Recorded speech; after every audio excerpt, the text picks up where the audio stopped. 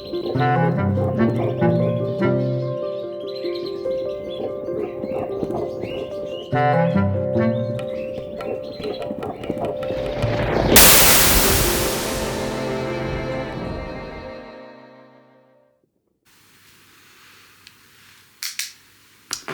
friends, fellow seekers of truth and change, welcome. Finally we can begin the story of the king, which is the first story of my Mago series. It's a 500-year-old story which is super important for the understanding of our current situation, political, social, or general, global, paradigmatic situation. So let us observe the story of a great king in a time of darkness, where his fall, the fall of the king, the assassination of the king brought on the Kali Yuga, basically, the dark age. After his fall, the dogs of hell were simply unleashed on the world. That's when the colonization of the Americas began. That's when the mass colonization and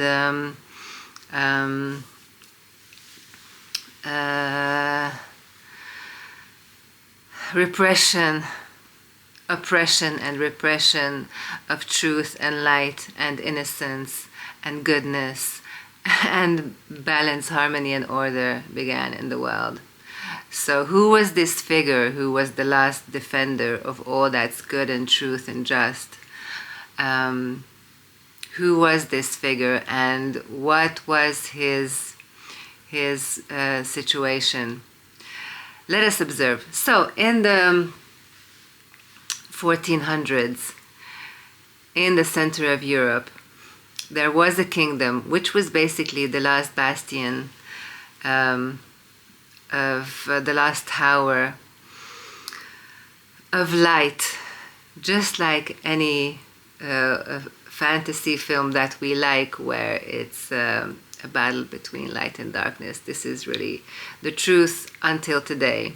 And this was the truth already 500 years ago. So the forces of darkness were closing in on the world, and on Europe in particular, from the east and from the west. From the east, the Ottoman Empire was spreading all the way into Europe. The Ottoman Empire was already devouring the Balkans, and one could go into greater detail what the Ottoman Empire was and why there was this this warring and colonizing fervor on the part of the Ottoman Empire, what it's due to, but I think we're not going to get into that now. But of course it's a system. You have to see it as a system that's based on suppression and oppression and parasitism. And the Ottoman Empire was such a system, patriarchal, of course, highly patriarchal, colonial empire. From the West, the danger, it's not simply danger, the evil was also spreading in the form of a religious state, which is the Vatican and the Church, poisoning the souls and the minds, and robbing the people, not only of truth, but of their finances too. And this is gonna come to a breaking point in the next century, in the 1500s, 16th century, where a real schism happened in the church due to the high corruption that was entirely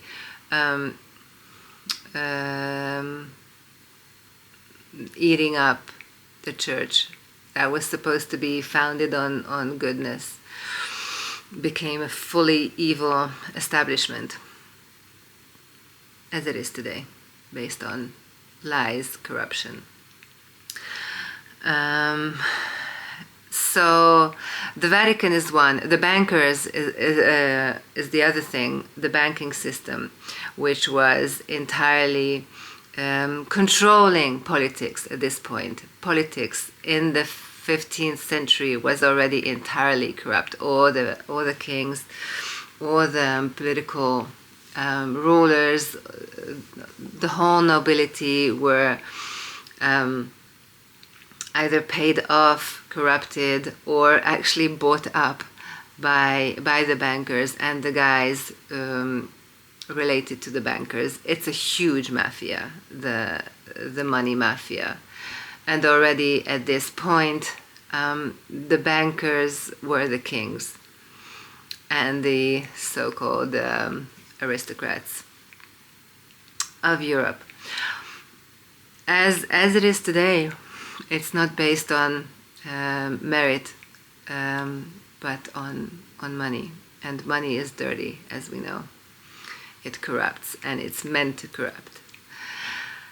And the third aspect of evil in Europe in the 15th century, just like today, was the political establishment. The king of Europe was the Holy Roman Emperor, who was a Habsburg already at this point. And one can know that the Habsburgs were also a banking family.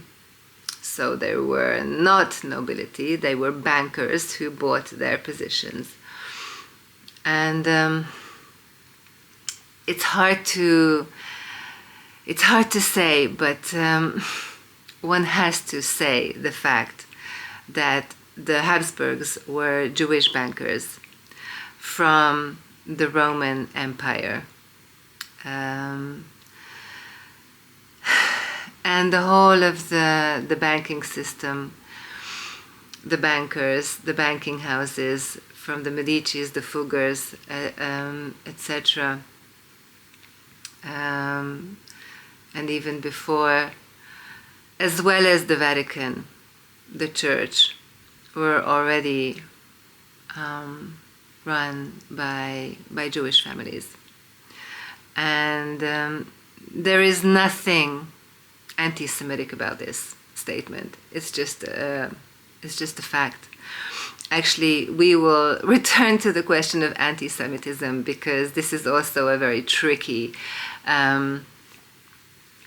notion and a very tricky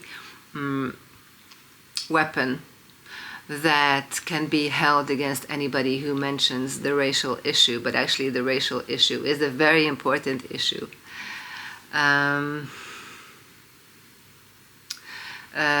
Let me just say that the deviousness of current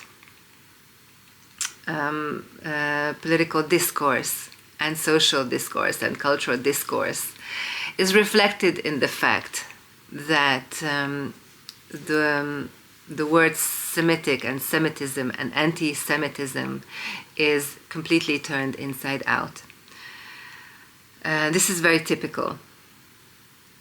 So the methodology of the Great Conspiracy that we can already see now in the image of the 15th century, the methodology is already completely there.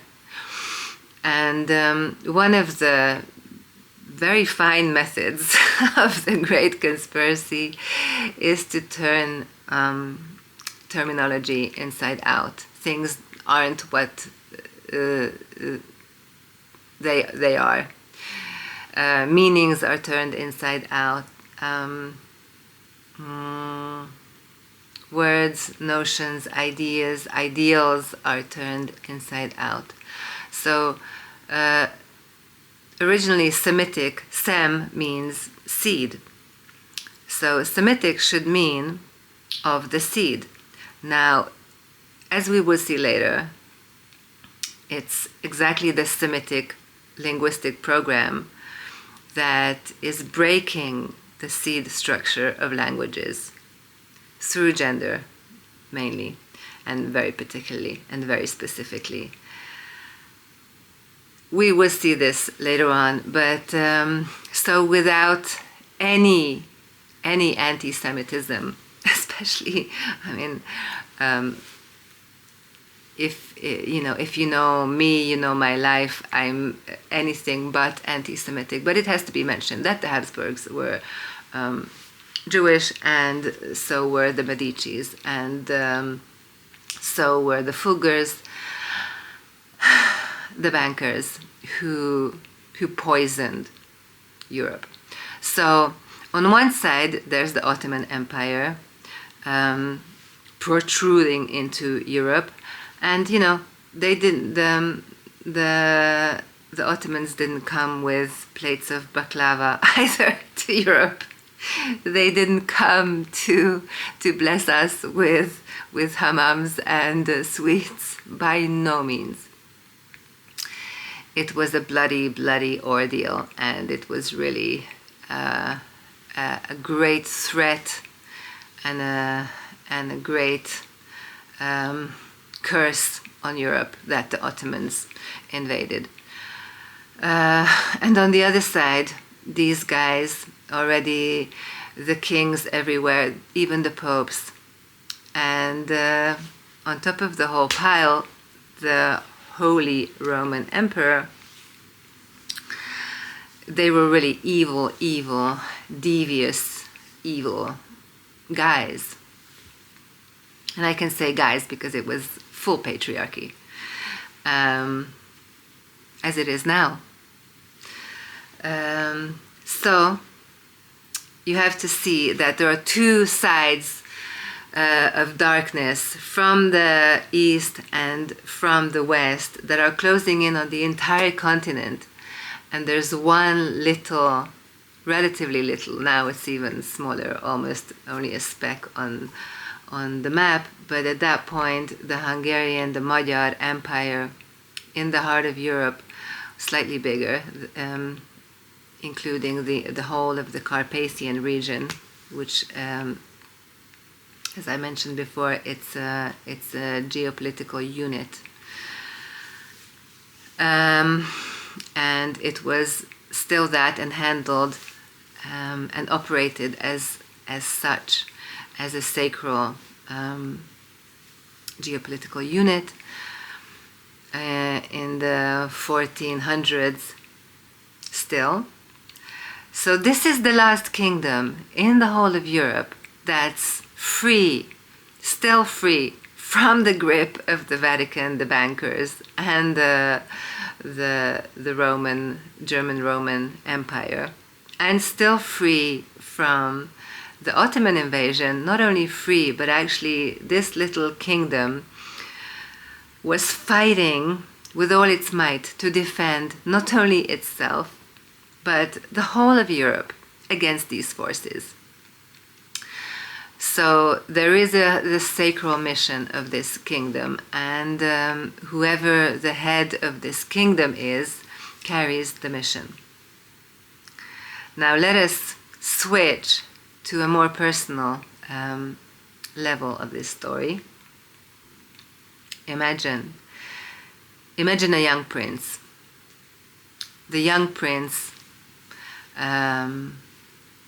of the heir, basically, to the Magyar throne, the Hungarian throne.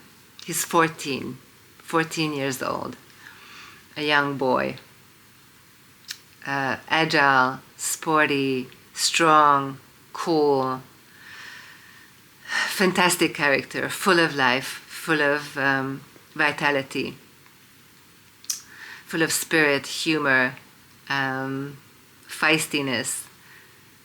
Age 14, and he is imprisoned. He is in prison in the tower, and he hears that in the courtyard there's an execution, and the bard falls 3 times, and then it falls a 4th time. And the young prince's brother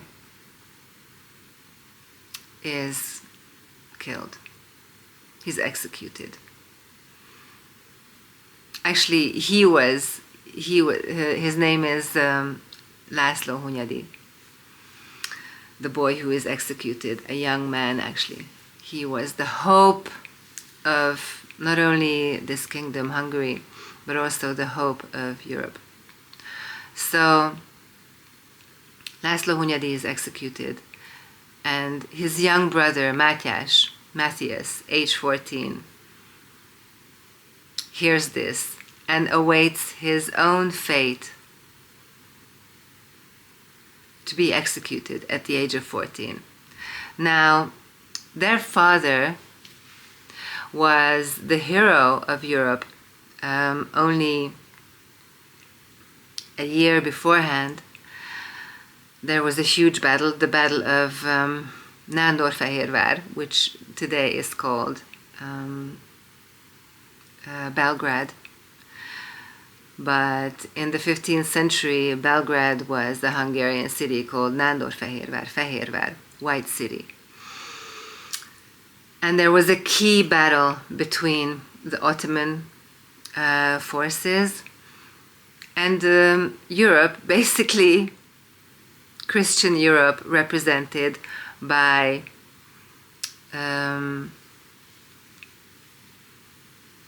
János Hunyadi, John Hunyadi. He was the hero of Europe. And in this amazing, very, very exciting battle, János Hunyadi won against the overwhelmingly huge and aggressive Ottoman army, and thus defended the whole of Europe for a good while from the Ottomans. Unfortunately, after the great victory, actually the bells that toll at midday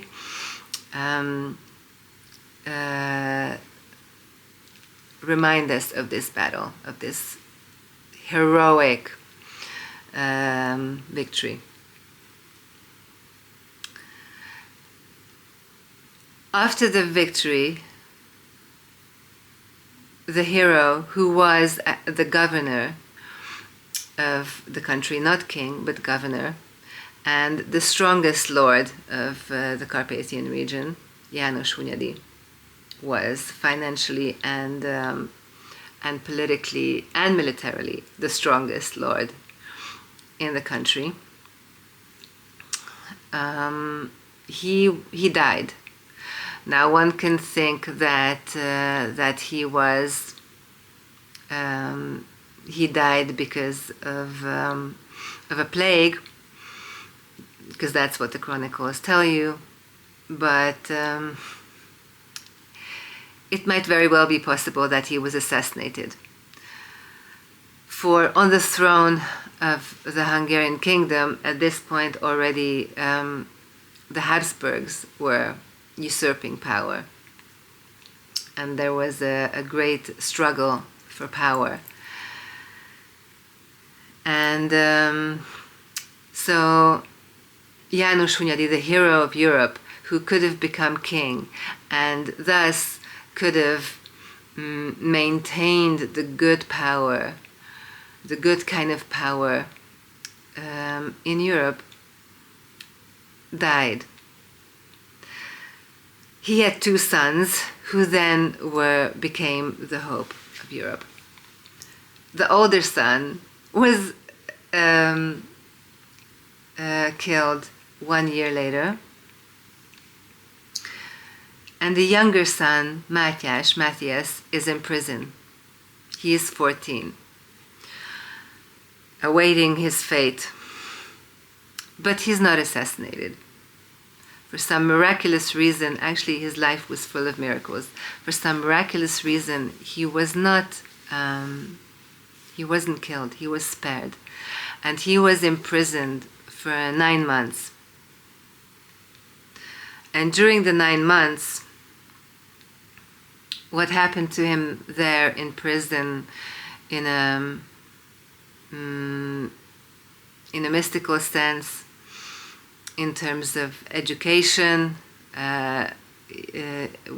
he was getting ready either for death or to get into power. In the meantime, his mother was fighting for him. His mother was a very strong woman, Erzsébet Szilágyi, and her lobby was a very strong one too. And you can imagine, after losing her husband and losing her older son, both of them killed by the enemy, how she must have fought for her only remaining beloved, her son, young son, age 14, Matthias. And she wrote letters to him, and there's a beautiful ballad about her writing her letters to the prince in prison and sending the letters with a raven. The raven is going to be an important symbol, is already an important symbol in this family's life. Not only mystical symbol and legendary symbol, but a very real kind of figure and representative of something. So the mother is fighting for the son, and she succeeds. And Matthias is liberated at the age of 15 after being imprisoned for 9 months. He is liberated because, for some strange reason or simple twist of fate or some kind of divine luck, the usurper king, the young Habsburg that's sitting on the throne, dies. And all of a sudden, there's nobody to rule the country. And thanks to the mother's lobby, she persuades the nobles, who are already like half corrupted by the enemy, of course. She persuades the nobles to want her son to be king.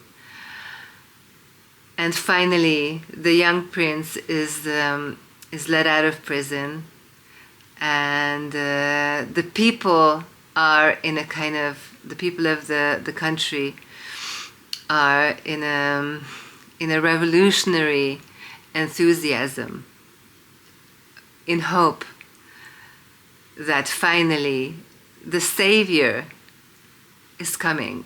Matthias was considered a savior of not only the country but of the continent. So the people want Matthias to become king, and the nobles also decide to elect Matthias to be king. So at the age of 15, over the river, the river is iced over, the river Danube, which was then called Ishtar, like the goddess Ishtar. Over the iced over river, young Matthias is elected king. And as he goes from one side to the other over the iced over river, the ice begins to break, but he is elected king. And the country is ecstatic with joy. The young king is finally on the throne in power. But there is a problem. Where is the crown? The crown, there's a holy crown. That's another topic that we will tackle in another episode. there is a crown, a holy crown, that this nation, this country holds sacred. It's actually an entity. It's not just simply an artifact, a valuable artifact with precious stones like other crowns of other kings and queens representing sheer political power. This crown, the holy crown, is something else. It's on another level. And we call the crown His, Her Majesty, the crown. The Magyar language, the Hungarian language, does not have gender. So his, her is not a broken notion. Ő felsége. Ő is he, she. So the crown is an entity that is actually the ruling ideal of this country, of this Central European kingdom. And the crown carries a whole, first of all, a constitution, which is kind of a divine constitution, the order of heaven which is brought down to earth. Second of all, it carries our entire true history, and of course, it's been manipulated. Not only history, but this crown has been really badly manipulated and forged. We will see later. So, where is the crown? The crown had been stolen. It was stolen by the Habsburgs years before. Before even Matthias was born, the crown was already stolen and taken out of the country. So as soon as young Matthias is elected king, he begins his fight for the crown, because he knows that the king of Hungary can only be rightful king if he is crowned with a holy crown. So he begins a 6-year-old fight for the crown. Military fight, like he fights battles for the crown, diplomatic fights. And in the end, after winning military fights and diplomatic battles, he even has to pay to get back what was stolen from us. We have to pay 60 or 80,000 gold pieces.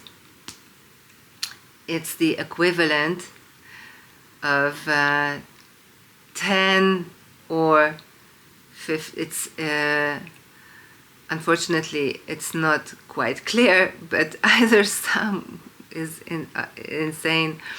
10 or 15 billion euros would be the equivalent today of the sum that the country has to pay for the crown, to get back the crown that was stolen. You understand? So, this took him 6 years to regain the crown. But already, during the 6 years, the King Matthias, our favorite, our hero, the beloved king, so loved by the people, so popular, so renowned in the whole of Europe, in all sorts of different circles, from political to cultural, and to the people who knew him. He was an approachable guy who loved his people. So Matthias began his reforms of the country. He reformed the municipality system, the tax system, and he started building up the two main things that he based his power on. One is the spiritual force and power behind him, which is the white order, the polite, palos brother sisterhood, because it was not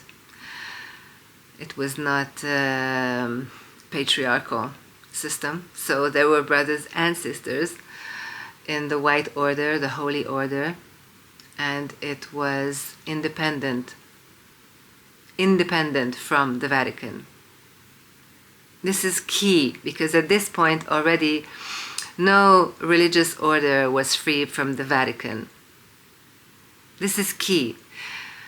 And it's not only key, let's say, financially and politically, but also in terms of liturgy and dogma, because the whole and theology, dogma, and liturgy of the Vatican is and was manipulated, corrupted, poisoned. And what the White Order, the Palos, the Paulite, or Pauline order maintained was the same kind of Gnostic, pure religion, faith, and not only the heritage of Jesus, but actually a much more ancient heritage of organic, true religions. Something, that the Cathars or other heretics also represented and maintained and guarded. Or the Templars, or even further in mystical societies, the same kind of knowledge is kept. But then, unfortunately, later with the Rosicrucians and the Freemasons, these guys already only wanted the knowledge for power, whereas knowledge is not given us for power, but to serve. And the notion of service is actually the basic difference between different kinds of power and rule, also political. So you also have to see that the ruling elites of Europe were already completely in the service of non-service, if you know what I mean, just to rule and to gain for themselves. Whereas Matthias, his mission was to serve, and he went to great lengths and extent of self-sacrifice to serve the higher cause. So the White Order was one of the bases of Matthias's power. Many churches and monasteries were built at this time, and their ruins, and most of them ruins by today, but they're all over the country still. And of course, there's a whole structure and higher organization behind them, how they're connected, in what structure they operate. I mean, they really did handle energy and holy power, and there was an entire network of light. Just like there is a network of darkness today, there was a very conscious and systematic network of light back in the day. I mean, all over the globe. Of course, I'm not. I don't want to sound like this was only alive in the Carpathian. Of course, it was. Once it was alive. This kind of conscious and systematic network of light, good energy, all over the globe. But then, as darkness began to spread, this network was broken down and hijacked, actually. So the White Order on one side, as the basis of the king's power. On the other side, the Black Army. The Black Army Matthias was building very consciously. It was a wondrous army. Matthias was a fantastic strategist. His strategies and tactics and war solutions are well known even until this day. And as he was elected, he immediately began building up this army, and of course he had to immediately start fighting both east and west, and he did.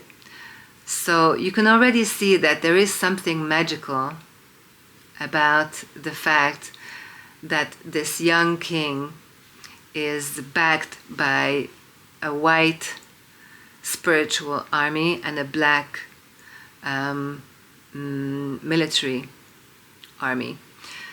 And this is our core seed of hope and light. So Matthias was politically, he wasn't only fighting to defend the country and the continent, but he had to fight to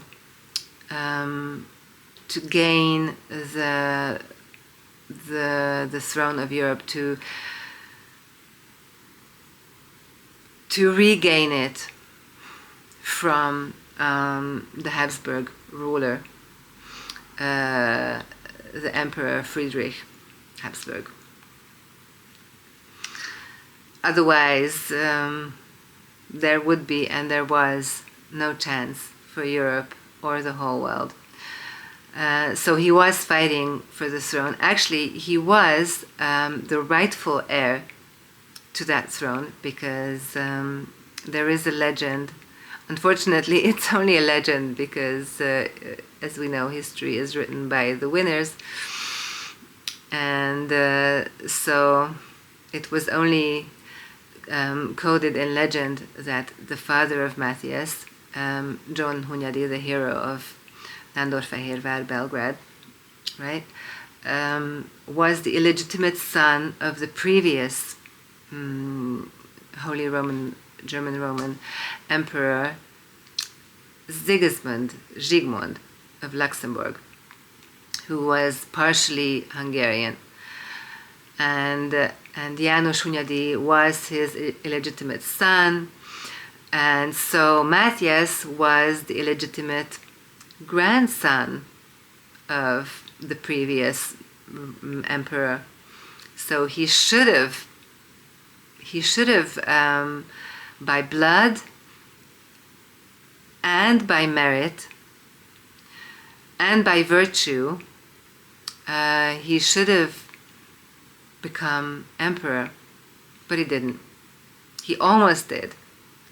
And as we'll see, he died right before gaining the throne. But the forces of evil were already just flooding the world. And of course playing unfair play. So at the age of 21, finally Matthias regains the crown, the holy crown, and is crowned. And then his sacral rule begins, and his fights.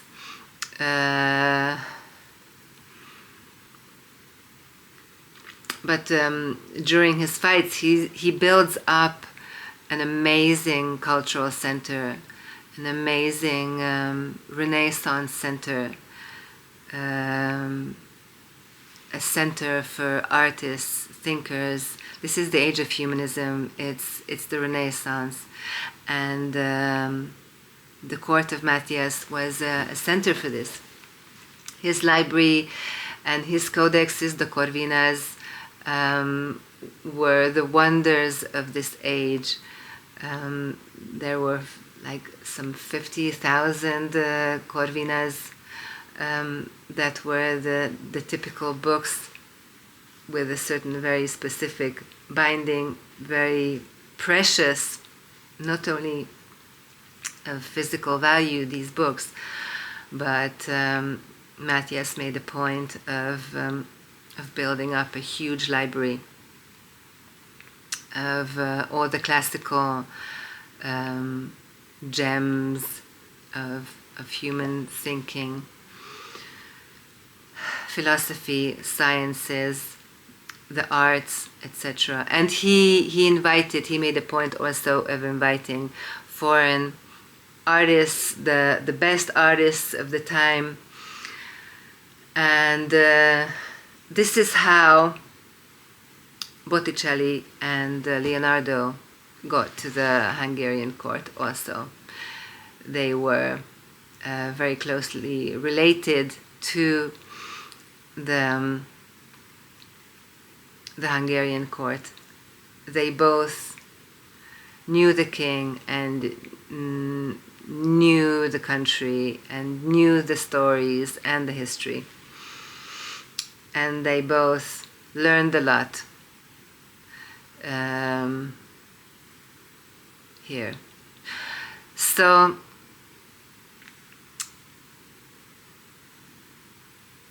the king is crowned. He builds a Renaissance center. With women, he's not so lucky. Obviously, he must really like women. He's a strong, energetic man, full of life. His first wife was the Czech princess, whom he had to marry as a kind of in return for being freed from the prison in Prague by the Czech king.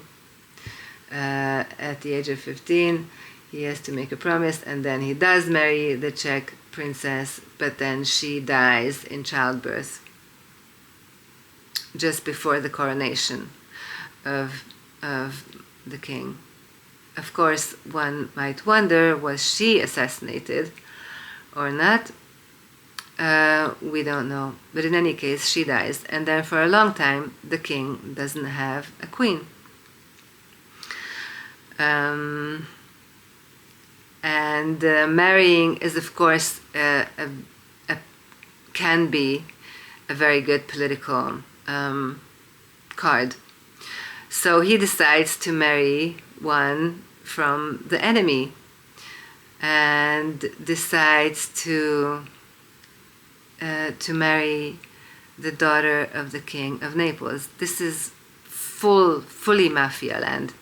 The king of Naples, who is again from a certain dynasty that's not necessarily Italian, if you know what I mean. He's from the mafia, the Trastamara dynasty that moved from Spain to Italy. They're psychos. They're really sick psychos, just like insane incest, murder on all levels to gain power. But Matthias, for some reason, he thinks that this will be a good political move to marry into this family, to somehow maneuver politically, and he engages the daughter of the king of Naples. Now, the king of Naples, Don Ferrante, as I said, is a full psycho. And his daughter is also a psycho. She's a real bitch. But her name is Beatrice of Aragon. She's an arrogant bitch. And they're engaged for 4 years, and during the 4 years, Matthias is courting her. And in his courtship, he asks Leonardo to paint the image of his beloved. And Leonardo does. And Leonardo writes about this in his treatise. So already Leonardo is like way involved in the life of Matthias and paints Beatrice of Aragon as a young girl ready to be married to the king. Before marrying the king, Beatrice, however, murders her lover. She strangles her lover in bed with a lyre string, according to legend. Not sure if Matthias knew about this. Whether he did or he didn't, a year later, when he is 33, and she is 19, I think, they marry.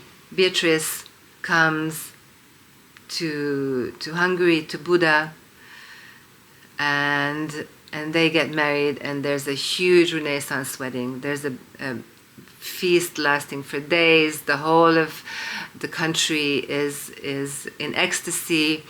Everybody's hoping that this marriage will bring happiness and heirs to the king and the kingdom. But soon they'll be really, really disappointed, because Beatrice proves to be a real bitch, and she hates the Hungarians and she hates the king, and she's just an awful presence with her ridiculous Italian court, and all she brings is intrigue and bad influence on the king. She even transforms him in a way. She makes him unapproachable, and she's just this really dark presence as soon as she enters the court. Before coming to Hungary, on the way from Naples, she stops in Venice. Now, one might wonder why she would stop in Venice, because it's on the way, but we also have to know that Venice at this time is the center of poisoning. Assassinations, poisoning, etc. were already a very widely used tool, weapon in the hands of the Great Conspiracy to gain power. Already for hundreds of years, assassination was a widely used method. Assassination, among other things, by poisoning. And Venice was the center of poison making. So she probably brought some vials, some flasks of poison, and indeed Matthias very soon fell ill, but he was still fighting. I mean, he was the guy fighting on the battlefield, just like any other regular soldier. He was a hero of the battlefields. He loved being among his men, drinking with them, telling anecdotes and stuff. He was a fun guy, beloved by all. So he's on the battlefield, and he's doing diplomacy, and he's building the culture, and he's also the spiritual head of this geopolitical unit. And at the same time, he's getting more and more ill for some strange reason. But his trust in his wife, for some strange reason, it doesn't lessen. He doesn't send her away. She remains. And soon enough, all too soon, at the age of 47, the king dies. Actually, it's interesting that he's crowned on Good Friday, Easter time, and he dies also at Easter time, 1490. It's a key date. 1490, the king dies at Easter time. And The chronicles say that he died of illness and that he died of a poisoned fig or a rotten fig, but nobody quite knows what happened. But it's really, really clear that he was assassinated. And he was assassinated particularly by his wife. And as it turns out, his wife, Beatrice of Aragon, was a spy. Like, actually, she was a spy. She was spying on the king and sending her reports to the enemy, the arch enemy of his husband, of her husband, the arch enemy of Matthias, the Roman emperor, the Habsburg, Friedrich. She sends reports about his state, what he's doing, where he's going. So she's spying on the king. And then finally, before the king, although already like sick from all the poison that she'd been feeding him, still almost ready to gain the throne through his ingenious politics, to gain the throne of Europe, basically. The emperor gives the order. So in 1490, before he could triumph, he is killed, poisoned by the wife. After he falls, begins the Kali Yuga.